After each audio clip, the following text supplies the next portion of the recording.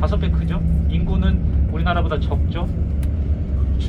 여기 그러니까 출산율이 엄청 낮아요. 1이 안 돼요. 그러니까 인구 줄죠? 그럼 어떻게 해야 돼요? 바깥에서 데리고 와야 돼요. 계속 바깥에 계속 들어와야죠. 버스를 타고 그래서 그 우리 예전에 다음 베네수엘라 행성지로 옮기는 과정이 국가부도 있습니다. 얘기 들어보셨죠? 국가부도 났을 때 그 돈 많은 그 부자들이 스페인에 많이 왔어요. 우선 언어가 되고 스페인에서는 그 돈이 다 자기네들한테 들어오니까 다 받아들여줬죠. 이민에 좀 지금 되게 적극적인 그 나라예요. 원체 인구가 적으니까 그럴 수밖에 없는 상황입니다. 그래서 혹시 그 스페인에 한번 살아보고 싶으신 분들은 그렇게 하셔야 되는데, 만약에 스페인에 영주권이 생기면 스페인에만 있는 게 아니라 다른 나라도 갈 수 있는 건 다 아시죠? 그러니까 뭐 스페인 영주권이 있으면 다른 데서, 그러니까 유럽 다른 데서 사실 수 있는 거죠. 거기에 일을 구할 수도 있고.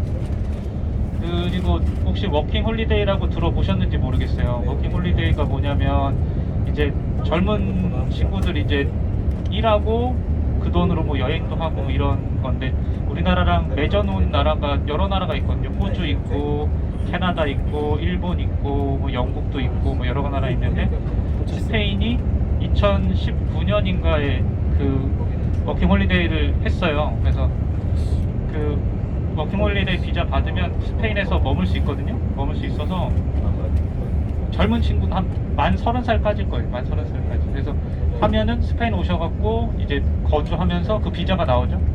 이건 편법인데 스페인에서 워킹홀리데이 비자 받아서 다른 데 갈 수 있어요. 유럽 다른 데서 바다만 놓고. 왜 그러냐면 여긴 다 유럽 다 한 이유로 묶여 있잖아요. 그래서 이거는 편법으로 알려드리는 거고, 그래서 워킹홀리데이로 오시면 그런 방법이 있다라는 거죠. 근데 워킹홀리데이가 그 시작한 지 얼마 안 됐는데 한국에서 스페인 오는 사람이 많진 않아요. 왜 그러냐면 언어가 우선 안 되잖아요. 언어가 안 되니까 와서 언어를 익히려고 해도 뭐 언어 잘 못하는 사람을 누가 써주겠어요. 그러면 어디서 일을 해야 돼요? 한국인 사장 밑에서 일을 해야 돼요. 그럼 한국인 사장 밑에서 최저임금도 못 받고 일을 하게 되는 거죠. 지금 버스로 여기서 워킹홀리데이를 하게 되면 여기서는 안 있고 다른 나라 이렇게 많이 가서 이렇게 되실 수 있다라는 거. 그리고 아까 제가 그거 스페인에 있을 수 있는 게, 제가 그 영주권 받는 거 말고 다른 방법이 또 있어요. 이거는 진짜 여러분 되게 간단한 방법.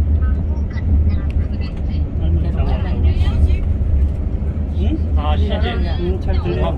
결혼도 있지만 여러분 이제 곧 이제 가다 보면 지금 이제 여기가 지금 되게 숲이 많고 산이 많은데, 이제 저 가다 보면 진짜 막 허벌판에 떼곡하게 심어져 있는 나무가 있어요. 그 나무가 뭐냐면 올리브 나무예요. 올리브 나무. 근데 이제 발렌시아 가면서는 안 보이죠. 발렌시아는 이제 오렌지 나무나 이런 것들 과실수들이 많은데, 이제 그라나다에서 이제 뭐 세비야를 가거나 세비야에서 이제 똘레도 올라올 때는 진짜 여러분 구역질 날 정도로 올리브 나무가 지평선 끝까지 심어져 있어요. 근데 거기에 올리브 나무 따는 그 기계를 여러분도 아시는 분 아실 텐데, 어떻게 따냐면 빨래 집게 같은 걸로 밑둥을 딱 잡아요. 그리고 우산을 거꾸로 씌우는 것처럼 이렇게 씌워 놓고 막 흔들어서 올리브 나무를 열매를 떨어뜨리거든요. 이제 그렇게 따요. 근데 기계가 못 들어가는 데가 있잖아요. 좀 이렇게 막 구석진데, 그러면 그거는 누가 따느냐? 사람이 따요. 여러분 일할 수 있는 기회가 여기에 오픈돼 있습니다. 올리브 나무 따는 걸로. 네, 그쵸. 수확철에만. 그래서 그 스페인도 그 최저임금이 싼데 그때 되면 모로코에서 인력이 어마어마하게 들어와서 올리브 따고 다시 돌아가. 그래서 그쵸. 우리나라도 뭐 외국인분들 없으면은 그 농사 못 짓는다면서요. 그 정도로 뭐 인력이 없다고 하는데, 여기도 마찬가지. 인력도 없고 임금도 그쪽이 더 싸니까 모로코에서 들어와서 일을 하죠. 여러분도 예, 일할 수 있는 기회가 있습니다. 언제든 상관없어요. 예, 남자 여자 상관없어. 언제든 여기 이 투어 끝나기 전까지만 알려주시면 제가 예, 예, 제가 연결시켜 드립니다. 나이제는 없죠. 나이제는 없어요. 한 달에 많이 벌면은 한 150에서 200 벌 수 있지 않을까요? 예. 그렇잖아요. 여기도 인건비 싼 사람들 불러다가 쓸 텐데 돈 많이 주면은 어떻게 그걸 불러다 쓰겠어요? 숙식 제공은 해주죠. 관심 좀 구미가 좀 땡기시나요? 네, 그러니까 농담으로 얘기한 거고요. 그런 게 있다. 뭐 이렇게 좀 그러니까 스페인에서 일하기가 뭐 그러니까 제가 아까도 계속 최저임금 얘기하고 뭐 약자들 도와주는 것도 얘기하고 했는데 여기 그 전에 제가 스페인에서 그 유학할 때 다른 친구는 클래식 기타 여기 스페인이 클래식 기타 진짜 유명하거든요. 그래서 클래식 기타 배우러 많이 와요 스페인에. 혹시 여러분이 가는 세고비아 있잖아요. 세고비아 들어보셨죠? 세고비아 기타 전혀 상관없어요. 아 진짜요? 그래서 세고비아 오시면 아 나 기타 사야 되는데 가이드님 기타 어디 있어요? 기타 사야 돼요. 뭐 근데 세고비아랑 전혀 상관없어요. 그러니까 그래서 세고비아라는 유명한 클래식 기타 거장이 있어요. 그 사람의 이름을 따온 거예요. 세고비아 기타는 그냥 이름 지명을 딴 게 아니에요. 그래서 근데 세고비아는 지금 망해서 없어졌어요. 그렇죠? 예, 그래서 요즘 뭐 크래프트 우리나라 뭐 자국 브랜드가 있는데 그 크래프트라는 기타 많이 치는 것 같은데 아무튼 클래식 기타 치는 그 동생이 있었는데 그 대학 교수님이 2,000유로 받는다 그랬어요 월급을. 그러면은 뭐 1,000원으로 계산하면 200만 원이거든요. 1,500원 계산해도 300만 원이에요 대학 교수가. 그러니까 여기가 물가 그러니까 임금 수준이 막 높진 않아요 확실히. 근데 잘 사는 사람은 진짜 잘 살죠. 어떤 사람이 잘 사느냐? 여러분 망고 자라 들어보셨을 거예요, 그렇죠? 그게 다 오너가 스페인 사람이에요. 근데 여러분 한국 가서 스페인 갔다 온 티를 내셔야 되잖아요. 자라라고 하시면 안 돼요. 사라예요, 사라. 여기는 G 발음이 S 발음하거든요. 그래서 사라예요, 사라. 사라인데 이게 영어권에서는 그 G 발음을 하다 보니까 자라가 된 건데 원래 사라예요. 그래서 스페인 갔다 온 티를 내야 되잖아요, 우리. 엄청 꼬불꼬불하네요. 그래서 가면은 친구분들이 자라라고 하면 자라 아니라고 사라라고 사라. 많이 살아. 사라니까. 그래서 그 부자들은 그런 여기 임금이 싸니까 쌀 수밖에 없잖아요. 그래서 이제 그런 제조업 사장들 돈 많이 벌고 여기 아직 귀족이 살아 있어요. 귀족들이 있어서 귀족들은 대부분 다 하나의 그 양조장들이 하나씩 다 있어요. 와인 양조장들이 그걸로 돈 많이 벌어요. 여러분 뭐 이니에스타라고 들어보셨나요? 뭐 축구를 잘 모르시는 분들인데 그 스페인의 유명한 축구 선수거든요. 이니에스타 지금 일본에 가 있긴 하지만 이니에스타도 자기네 집에 양조장이 있어요. 그래서 양조장에서 버는 돈이 어마어마해서 뭐 이니에스타도 연봉이 어마어마한데도 뭐 축구는 그냥 뭐 취미로 하는 거다라고 얘기할 정도로 그 돈을 많이 다른 쪽에서 돈을 많이 벌죠. 임금 격차도 심하고 빈부 격차도 심하다는 거. 네. 우리나라랑 좀 비슷한 것도 없지 않아 있는데 그런 스페인이라는 거. 이 스페인이 있는 곳이 이베리아 반도래요. 이베리아 반도. 이베리아 한 번쯤은 들어보셨죠? 이베리아 돼지고기 들어보셨죠? 이베리아 반도인데 이 이베리아 반도에 몇 개의 나라가 있는지 혹시 아시는 분 퀴즈. 당연히 스페인, 포르투갈 있을 거고 그렇죠? 혹시 지브롤타라고 들어보셨어요? 네. 지브롤터가 영국령이에요. 그리고 피레네에 안도라 공국이라고 있어요. 그래서 총 4개 나라가 있는 거죠. 그런 거고. 4개 나라가 있고. 그 이베리아 반도 이제 여러분이 이제 발렌시아로 내려가다 보면 에브로라는 강이 있어요. 지금도 있어요. 에브로라는 강이 있는데 그 에브로강 하역에 삼각주면 이제 토양이 그러니까 되게 기름진 토양이 있는 거잖아요. 거기에 이제 농사도 잘 짓고 그럴 수 있는 거잖아요. 그래서 그 에브로강에 옛날에 그리스 식민지가 있었어요. 그래서 에브로에서 이베로가 되고 이베로에서 이베리아가 됐다고 해요. 그래서 지금 에브로강이에요. 에브로강. 그 성경의 그 에브로강인지는 모르겠어요. 왜냐면 여기는 이 스페인이니까 그쪽은 중동 쪽일 테니까 좀 다를 수 있는데 아무튼 에브로강이 있고 에브로가 이베리아가 됐다고 해요. 그래서 여러분 이베리아 반도라고 하는 거는 거기서부터 따왔다 라고 생각하시면 돼요. 지금 혹시 메모하시는 분들이 계시나요? 혹시? 시험 때문에? 퀴즈 때문에 지금 메모하시는 건가요? 여러분 대단하십니다. 대단하십니다. 이런 자세 좋아요. 예. 제가 그럼 마이크를 놓을 수가 없죠. 예. 아무튼 그 이베리아 반도에 여러분 이제 여행을 하시는 거고, 이 쉽게 생각하면 이렇게 생겼어요. 이베리아 반도는 손바닥처럼 생겼어요. 손바닥 이렇게 보시면 이베리아 반도예요. 여기서 이 부분 앞쪽에만 포르투갈이 있고 나머지는 다 스페인이 다 갖고 있는 거죠.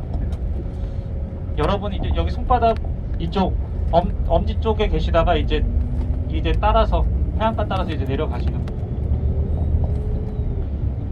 총 17개의 자치주가 있고 그 자치주 중에 하나인 카탈루냐 주에서 여러분은 이제 발렌시아로 넘어가시는 거고, 이 스페인에서 발렌시아는 세 번째로 큰 주예요. 그래서 그러니까 세 번째로 큰 도시죠. 마드리드, 바르셀로나, 발렌시아 이렇게 세 개가 제일 크고, 그 다음에 뭐 세비야랑 뭐 그라나다가 있긴 있는데 이렇게 세 개가 가장 크다고 보시면 돼요. 발렌시아는 유명한 거는 발렌시아 오렌지.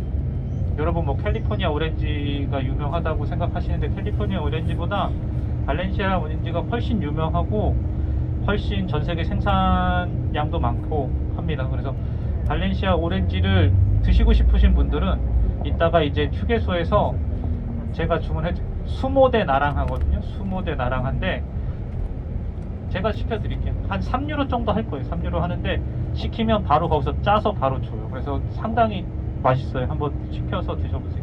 발렌시아 오렌지 유명하고, 아직까지 무역항으로 상당히 유명한 곳입니다. 무역항도 상당히 크게 있고, 여러분 가시는 세비야도 무역항이 크게 있는데 발렌시아도 무역항이 상당히 크게 있어요. 근데 너무 옛날 도시예요. 여기 다 바르셀로나도 그렇고 발렌시아도 그렇고 원래 옛날 도시인데, 그래서 옛날 도시를 조금 바꿔보고자 그래서 과학예술단지라는 거를 만들게 됐던 거죠.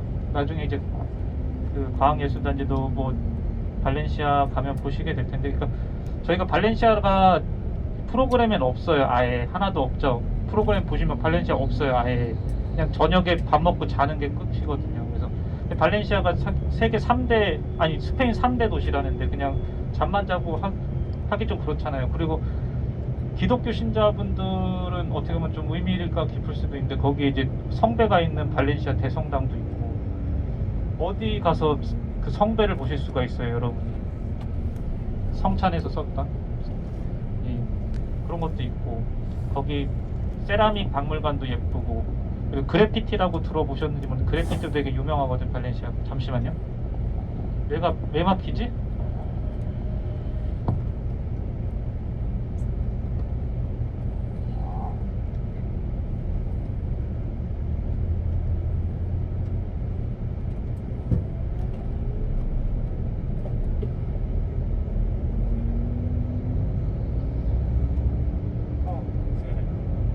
앞에 교통사고 났어요.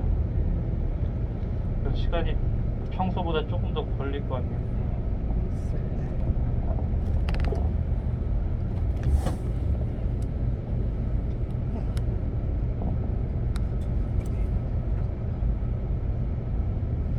예, 앞에 교통사고가 난 걸로 나오는데, 여기를 벗어나야지 빨리 저희가 고속도로를 타고 얼른 가는데, 어떤 얘기, 그 발렌시아가 뭐 이것저것 볼 게 많다라는 거. 근데 아무튼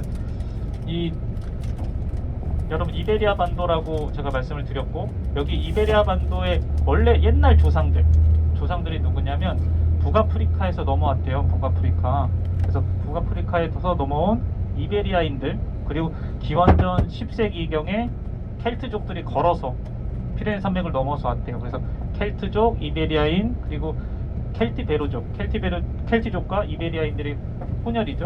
이런 세 민족이 이제 이베리아 반도에 살고 있었어요. 살고 있었고요. 나중에 이제 뭐 게르만족이 오고 막 했는데, 아무튼 그런 상황에서 이 지중해를 두고 여러 곳에 이제 그리스 식민지, 그리고 페니키아 식민지가 생겨요. 그래서 그리스 식민지가 아까 말씀드렸던 에브로강에 하나 생겼고, 그 다음에 뭐 카디스에도 그리스 식민지가 생겼고 했단 말이죠. 근데 페니키아라고 들어보셨을 거예요. 페니키아의 식민지가 북아프리카에 하나가 생겼는데 카르타고라는 곳이에요. 근데 카르타고가 이베리아 반도를 식민 지배하고 있었어요. 식민 지배하고 있었고, 그 카르타고의 장군 중에 한 명인 우리 하니발 바르카 가문이 여길 지배하고 있었고, 그래서 이름이 바르셀로나가 바르카 가문의 땅이라고 해서 바르셀로나가 됐다고 말씀드렸죠. 그래서 이 이베리아 반도가 이제 카르타고의 이 식민 지배를 받고 있었는데, 이 기원전 이제 3세기경, 4세기경부터 이탈리아 반도에 엄청 큰 이제 강력한 국가가 생깁니다. 그 국가가 어디죠? 로마예요. 로마. 우리 로마 하면은 누가 생각나세요? 로물루스, 레무스 두 형제죠. 두 형제가 늑대의 젖을 먹고 컸대요. 예, 컸던. 그래서 로무스가 이겼어요. 레물루스. 그래서 로물루스가 이겼으니까 로마가 된 거죠. 메우스가 이겼으면은 레마가 됐을 수도 있어요. 아무튼 그래서 로마가 이제 점차 커지다가 지중해 무역을 해보고 싶은 거죠. 그래서 그 당시 지중해 무역을 가장 크게 했던 나라가 카르타고였으니까 카르타고랑 전쟁을 해요. 그 전쟁이 여러분 다 들어보셨던 포에니 전쟁 맞습니다. 포에니 전쟁, 1차 포에니 전쟁을 해요. 1차 포에니 전쟁은 해상전이었습니다. 로마와 카르타고의 해상전. 그때 하니발 장군의 아버지 하밀카르 장군이 총사령관을 했어요. 근데 1차 때 졌죠. 그래서 어렸을 때 하밀카르 장군이 하니발한테 주입교육을 해요. 로마는 우리의 주적이다. 무조건 붙들러야 된다. 그래서 2차 포에니 전쟁이 시작이 됩니다. 하니발 장군이 이 카르타고 식민지였던 이베리아 반도에서 어떤 동물을 끌고 로마로 진격했을까요? 누가 말씀하셨어요? 누구죠? 코끼리. 그쵸, 코끼리예요. 코끼리 40마리를 갖고 병력 3만만 이끌고 피레네 산맥을 넘었대요. 피레네 산맥 넘고 알프스를 넘었는데, 그러다 보니까 40마리 중에서 몇 마리 안 남고, 병사들도 뭐 3만에서 뭐 2만 정도밖에 안 남고, 그래서 로마와 이제 격투를 전쟁을 시작을 하는데, 로마 이탈리아 반도에서 이제 파숙지세로 다 로마의 그런 병사들을 다 무찔러요. 그래서 하니발 장군이 사실 육사에서 그 하니발 장군의 전술을 육사 교본으로 수고한다고 하잖아요. 근데 그렇게 될 수밖에 없었던 이유가 뭐냐면, 우리 알렉산더 대왕 들어보셨을 거예요. 알렉산더 대왕, 마케도니아 이게 그리스 위에 마케도니아가 알렉산드리아, 그러니까 그 나라 말로는 알렉산드로스 장군이고, 영어로 그냥 알렉산더인데, 알렉산더 장군이 우리 뭐 세상에서 제일 큰 제국을 만들었잖아요. 유럽, 아프리카, 아시아 세 개 대륙을 합친 어마어마한 큰 그 제국을 만들었는데, 그렇게 만들 수 있었던 이유가, 많은 역사학자들이 생각하는 그게 뭐냐면, 그 당시에 이 마케도니아의 알렉산더 장군이 정복 전쟁을 할 때 이 알렉산더한테 그냥 항복을 하면 그냥 아무 피해 없이 같은 편으로 해서 넘어가는데, 반발을 하면 거기를 다 쑥대밭을 만드는 거죠. 그래서 전쟁을 많이 안 하면서도 이렇게 자기 편으로 많이 했었어요. 그러니까 뭐 굳이 피를 흘릴 필요 없는 그런 그 민족들이나 국가들은 그냥 포기하고 그냥 넘어갔거든요. 그래서 그렇게 큰 그 제국이 생겼다고 해요. 다 이겼던 건 아니거든요. 그러니까 그냥 편을 바꾼 거죠. 편을. 그전에는 이게 원체 페르시아가 크게 나라가 있었는데, 페르시아에서도 안에 여러 민족들이 있으니까 그 국가가 있고, 그래서 거기서 그냥 편만 바꾼 그래서 엄청나게 큰 제국을 만들어줬다고도 하거든요, 사람들이. 그 하니발 장군도 마찬가지라고 해요. 그 이탈리아 반도에 모든 사람이 다 로마 사람들만 있는 게 아니라 게르만족도 들어와서 살고 있었기 때문에 게르만족들이 자기 편만 바꾸면 자기 죽는 것보다 편 바꿔서 사는 게 더 낫잖아요. 그래서 이 이탈리아 반도를 금방 하니발 장군이 다 점령할 수 있었다라고도 얘기를 하거든요. 근데 이탈리아 반도 이제 칸나의 전투라고 상당히 큰 그 전투가 있었어요. 카르타고군과 로마군이. 그래서 이 칸나의 전투에서 하니발 장군이 어마어마하게 큰 승리를 합니다. 근데 하니발 장군의 전술이 뭐냐면 그 우선은 가운데 앞에 이 보병들을 세우죠. 보병들을 세우고 이 로마군과 붙으면 앞에 있는 보병들이 뒤로 살살살살 가운데 있는 병사들이 보병이 도망을 가요.